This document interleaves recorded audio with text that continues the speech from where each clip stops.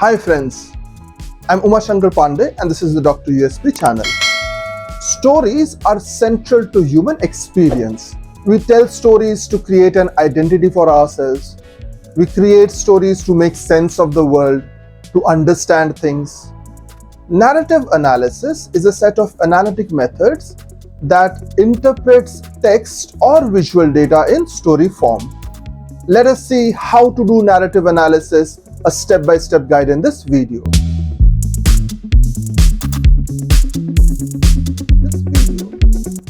There are a number of approaches to narrative analysis.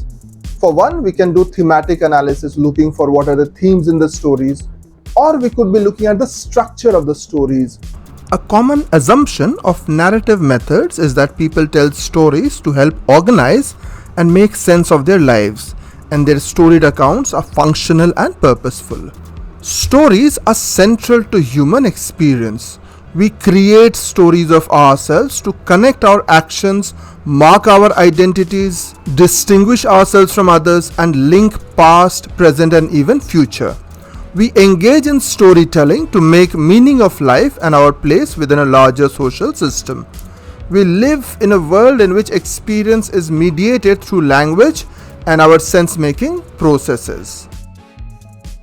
Narrative research is based on the idea that people live and understand their lives in storied forms, connecting events in the manner of a plot that has a beginning, middle, and end points.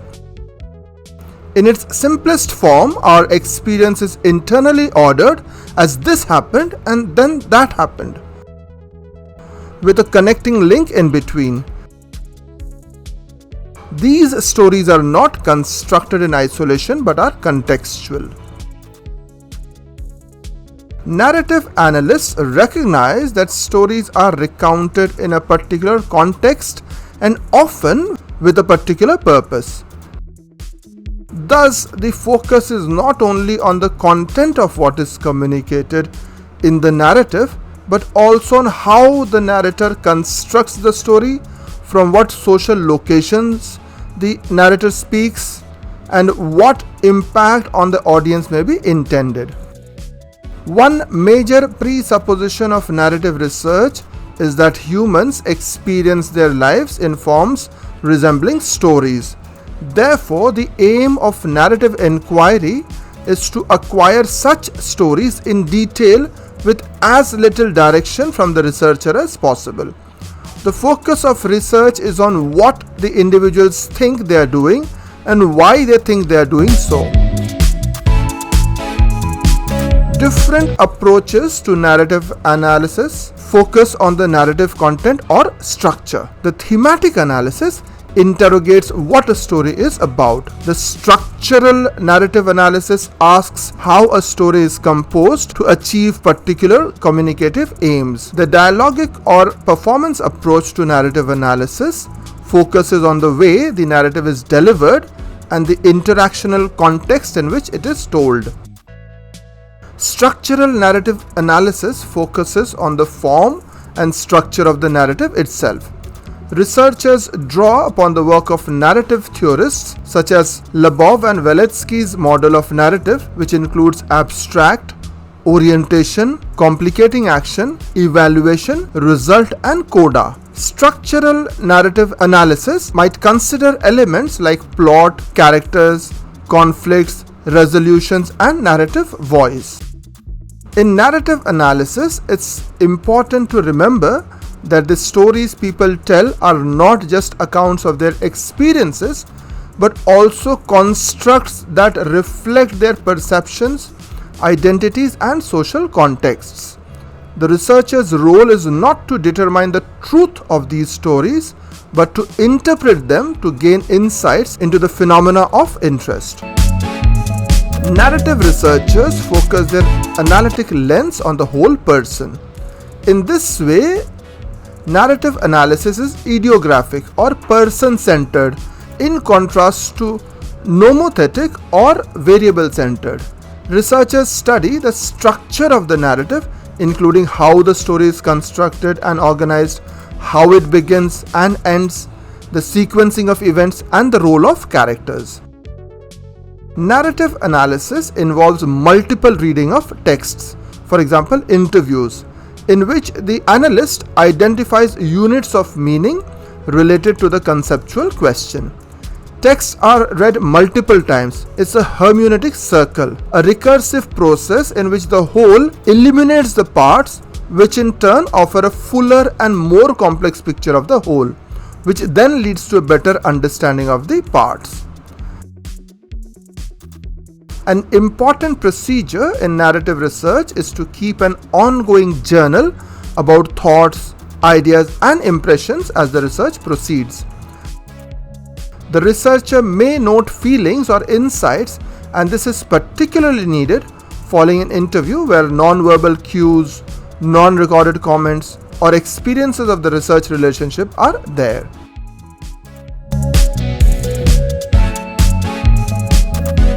Narrative research is interpretive. Narrative researchers go beyond a description of the text to analyze latent meanings conveyed by the structure of the discourse or the nature of the language. This data analysis process may also involve paying attention to the sequence and the shifts in style in which the narrator told the story, as well as to silences and gaps in the narrative. Where does the story begin? What comes first has particular importance because it came first to the mind of the narrator and introduces and frames the narrative. Frequency, that which is repeated, must have some particular meaning and should be noted. For example, do the articles tend to begin with a dramatic anecdote, then move into an explanation of the science and end with a call to action? An obvious form of incompletion occurs when an expository sequence begins and follows a course but ends before closure is reached, or there can be discontinuities in the narrative even when closure is reached. The signs of uniqueness that arise from differences in expression from those commonly held in the general language, or clear departures from the usual language expressed by the subject, are important indications for the researcher. The researcher must pay attention to narration that declares what it is not, or what the participant did not think or feel. The researcher needs to ponder on what is being negated and why. We also might think about what is being left out of the narrative and why this might be so. Ideally, this would be inquired about at the time of the interview, but it can still be considered on analysis. The researcher must also note the possible emphasis in the narrative. Something is called to our attention deliberately by the teller. For example, I want you to know that. Or one critical event in my life was. There could be other obvious forms of accent or underlining. Contradictions are also a strong indication of underlying thoughts. These may be signs of multiple layers of the text. Narrative research requires reflexivity. As we read a narrative text, we pay attention to our thoughts and feelings. What are our associations to the narrative?